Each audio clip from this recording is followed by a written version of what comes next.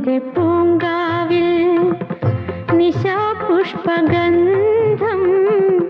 കിനാപ്രദക്ഷിണ വഴിയിൽ പൂജാരി തൂത്തെറിഞ്ഞ പ്രഭാത പുഷ്പത്തെ വീണ്ടും കഴുകിത്തുട എന്റെ സ്വപ്നത്തിൻ താമര പൊയ്കയിൽ വന്നിറങ്ങിയ രൂപവതി ഈശ്വരത്തിലെഴുന്നള്ളുന്നു ശില്പി യുഗശില്പി കായാമ്പൂ കണ്ണിൽ വിടരും കമലദളം കവിളിൽ വിടരും. അതിനുശേഷം അദ്ദേഹം അതിനുമുമ്പ് അശ്വമേധം എന്നൊരു പടം ചെയ്യുന്നു. അദ്ദേഹം അത് സുപ്രിയയുടെ ആദ്യത്തെ പടം, അത് തോപ്പിൽ ഭാഷയുടെ നാടകത്തിന് അശ്വമേധം. ഷീലയും സത്യനും അഭിനയിച്ച ഒരു ചിത്രം, അതും സൂപ്പർ ഹിറ്റായിരുന്നു. അങ്ങനെ സുപ്രിയയുടെ കുറേ ചിത്രങ്ങൾ ഹരികോത്തിന് ഏറ്റവും ഇഷ്ടപ്പെട്ട ഡയറക്ടറായിരുന്നു അദ്ദേഹം. അശ്വമേധം, അത് കഴിഞ്ഞ് തുലാഭാരം. അശ്വമേധം കുഷ്ഠരോഗ ആശുപത്രിയിൽ വെച്ച് ചിത്രീകരിച്ച രംഗങ്ങൾ നൂറനാട് വെച്ചെടുത്ത ചിത്രീകരണം. കറുത്ത ചക്രവളം, മതിലുകൾ ചൂഴും, 7 സുന്ദര രാത്രികൾ, ഒരിടത്ത് ജനനം. കാമ്പിശ്ശേരി കർണാകരനാണ് കുഷ്ഠരോഗിയായിട്ട് അഭിനയിച്ചത്. ആ ചിത്രം നമ്മൾ ഒരിക്കലും മറക്കുന്ന രീതിയിലല്ല. അടൂർ ബാസി ഒരു പ്രത്യേക മന്ത്രവാദിയായിട്ട് പരമ്പരാഗതമായ രീതികളിൽ ശാസ്ത്രത്തെ പുച്ഛിച്ചെല്ലുന്നൊരു കഥാപാത്രമൊക്കെ ആയിട്ടാണ്. അങ്ങനെ അശ്വമേധം തുലാഭാരത്തോട് സൂപ്പർ ഹിറ്റ് ഡയറക്ടറായിട്ട് വിൻസെന്റ് മാറി.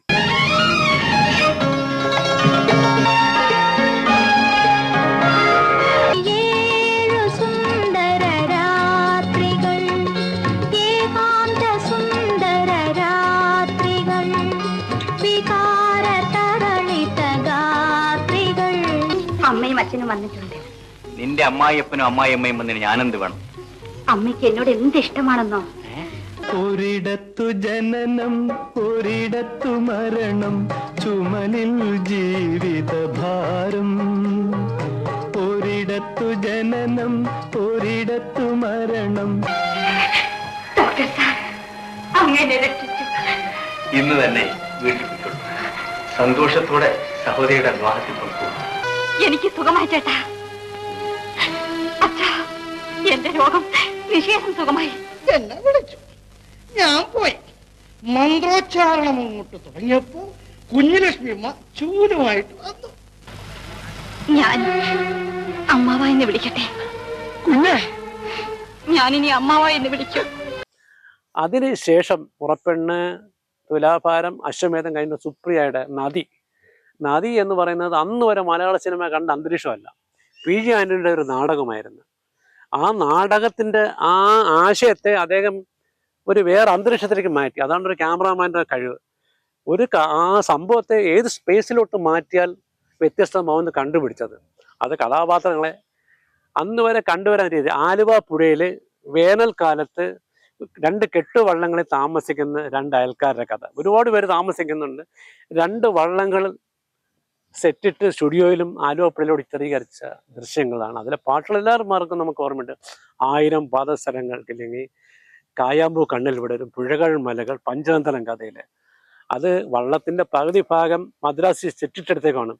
ശാരദയെ പിടിച്ച് കയറ്റുന്നൊരു സീനുണ്ട്. ശാരദ കയറി വള്ളത്തിൽ ഇരുന്നാൽ സ്റ്റുഡിയോയാണ്. പക്ഷേ 6-7 മാസത്തിൽ വ്യത്യാസത്തിലാണ് ഇത് എടുക്കുന്നത്.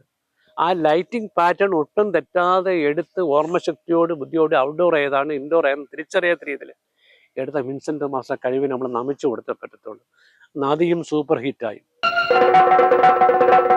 പുഴകൾ, മലകൾ, പൂവനങ്ങൾ, ഭൂമിക്ക് കിട്ടിയ സ്ത്രീധനങ്ങൾ. മീൻ വാങ്ങിക്കുന്നതിന് മുകളിൽ ഇങ്ങനെ മനസ്സിലായാലോ? 6 രൂപയ്ക്ക് 7 രൂപയ്ക്കോ? ഞങ്ങൾ വെറുതെ ഞങ്ങൾക്ക് വേണ്ട ഇതുണ്ട്. തപ്പ് കൊട്ടാമ്പുറം തകില് കൊട്ടാമ്പുറം കൊട്ടാമ്പുറത്തൊരു കുഞ്ഞ്. അങ്കിൾ കുളിച്ച് സുന്ദരനായിട്ട് വന്നിരിക്കുകയാണ്. അയ്യോ വേണ്ട മോളെ. പൊന്നരഞ്ഞാണം ഭൂമിക്ക് ചാർത്തും പുഴയുടെ ഏകാന്ത പുളിനത്തിൽ. ജോണിയായിട്ട് പ്രേമോ? അമ്മച്ചി അവന്റെ പടവും വെച്ചുകൊണ്ട് അവള് നടക്കുന്നത്. അതാ അമ്മച്ചി അവളവിടെ വായിച്ചുകൊണ്ടിരിക്കുന്ന പുസ്തകത്തില് ജോണിയുടെ ഫോട്ടോ ഉണ്ട്. ഈറനായ നദിയുടെ മാറിൽ ഈ വിടർന്ന നീർക്കുമി ലീലകളിൽ. ഏമില്ല. എന്റെ വള്ളക്കാരെ ഞാൻ ചെയ്തിട്ടുണ്ടോ?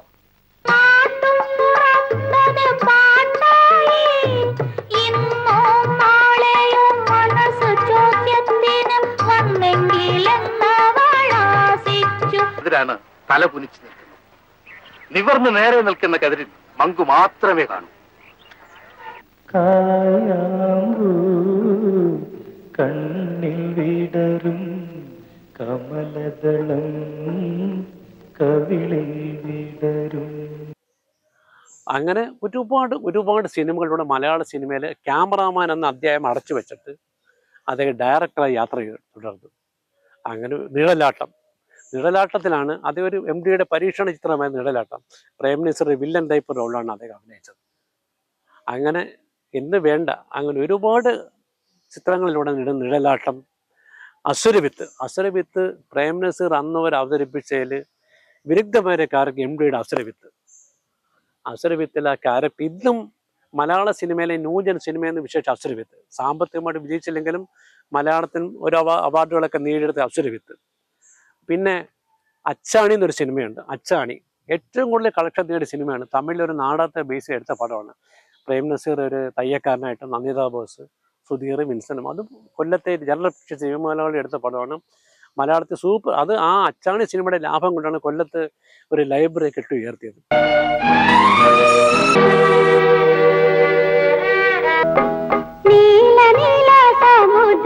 സമുദ്രത്തിനക്കരയായി നീലക്കാടുകൾ പൂവിരിച്ച താഴ്വരയൊന്നിൽ എല്ലാ ബന്ധങ്ങളും അറുത്തു മുറിച്ചിട്ട് പോകാൻ അവൾക്ക് പറ്റില്ല. അവൾ കാലിലിട്ട് കൊണ്ടുപോകുന്ന ആ ചെരുപ്പ് ഞാൻ വാങ്ങിക്കൊടുത്തതാണ്.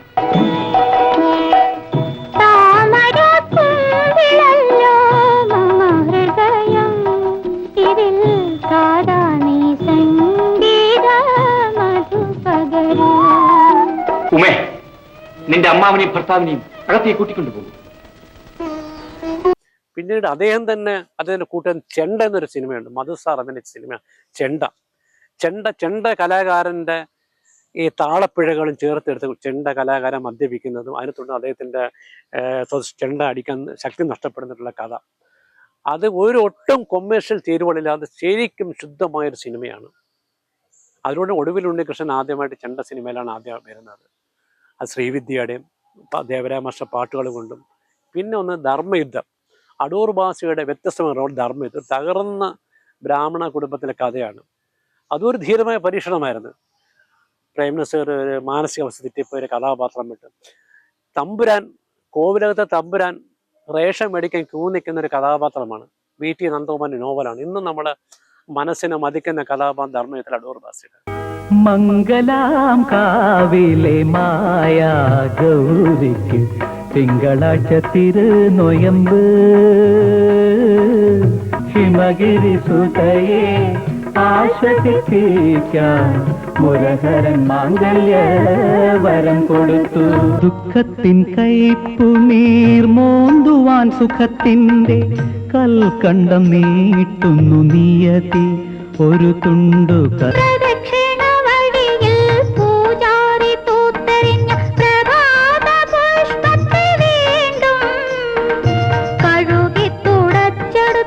നഖങ്ങൾ എന്നൊരു സിനിമയുണ്ട്. ഈ നഖങ്ങൾ സിനിമ വൈക്കം ചന്ദ്രശേഖരൻ എന്ന ആളുടെ ഒരു കഥയാണ്. അതിന് നമ്മൾ ഈ ഹോളിവുഡ് ചിത്രങ്ങളിൽ പോലും കാണാത്ത ഒരു സസ്പെൻസ് നിറഞ്ഞ രീതികളിൽ കൂടെ കഥാപാത്രങ്ങളെ കൊണ്ടുപോവുകയും അത്യന്തം അവസാനം വരെ മുൾമുന നിർത്തുന്ന ഒരു ഹൊറർ ത്രില്ലർ പോലെ എടുത്തിട്ട് ഒരു പ്രത്യേക വിപ്ലവകരമായ പശ്ചാത്തലം നീക്കുന്ന അതീവ ഒരു ജോണറിലും പെടുത്താത്തൊരു കഥയാണ് നഖങ്ങൾ. ഇന്നും മലയാള സിനിമയിലെ ക്ലാസിക് കഥ നഖങ്ങൾ നിൽക്കുകയാണ്. കൃഷ്ണപക്ഷ കിളി ചിലച്ചു കുളിച്ചുവാ പെൺപക്ഷി കുളിച്ചുവാ.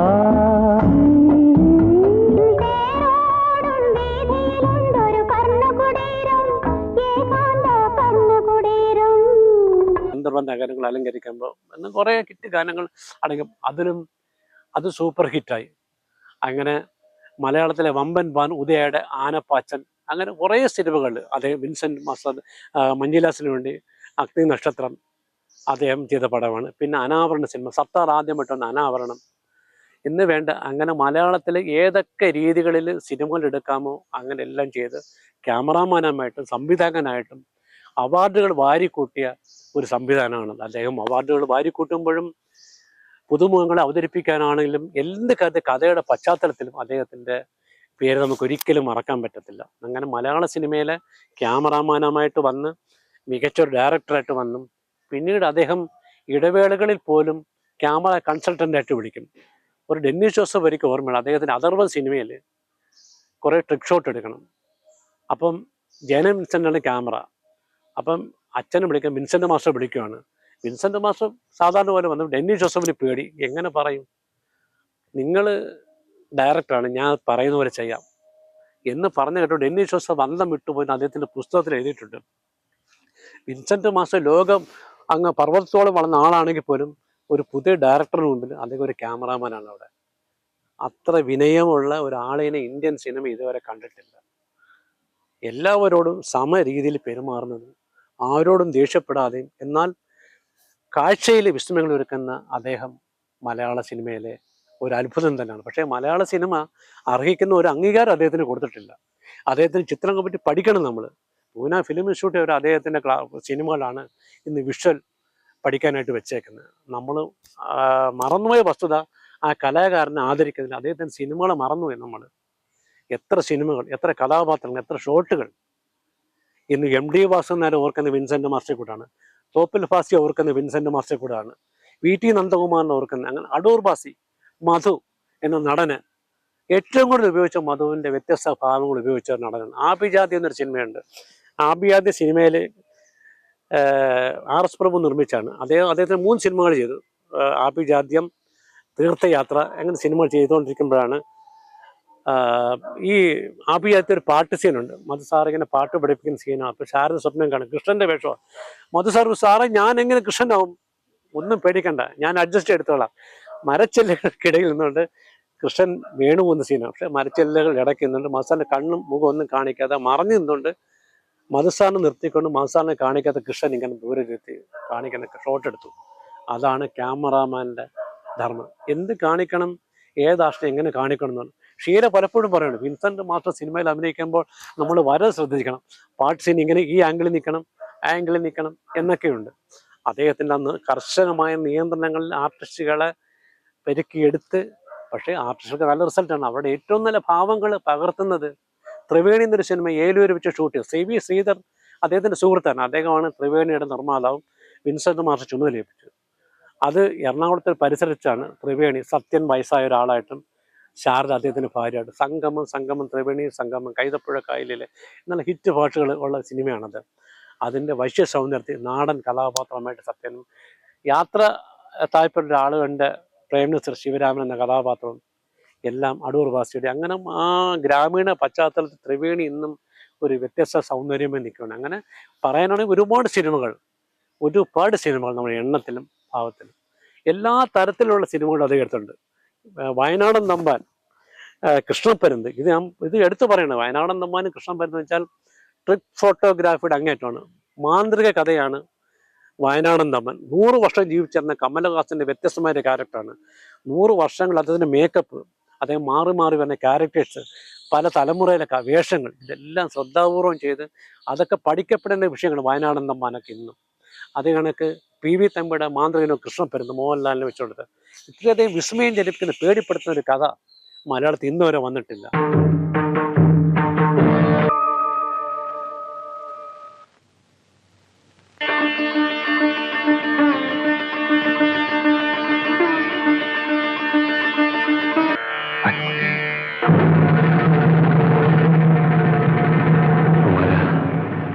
നീ ഭാഗ്യവാനാണ്. എത്ര വേഗമാണ് എനിക്ക് മന്ത്രസിദ്ധി കിട്ടിക്കൊണ്ടിരിക്കുന്നത്.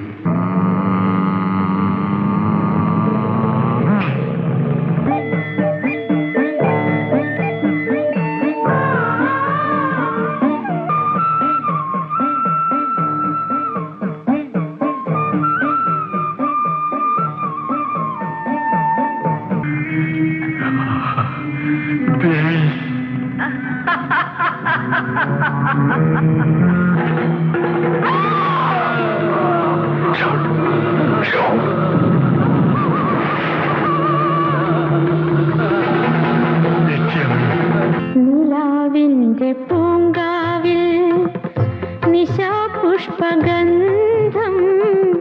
കിനാവിന്റെ തേന്മാവിൽ.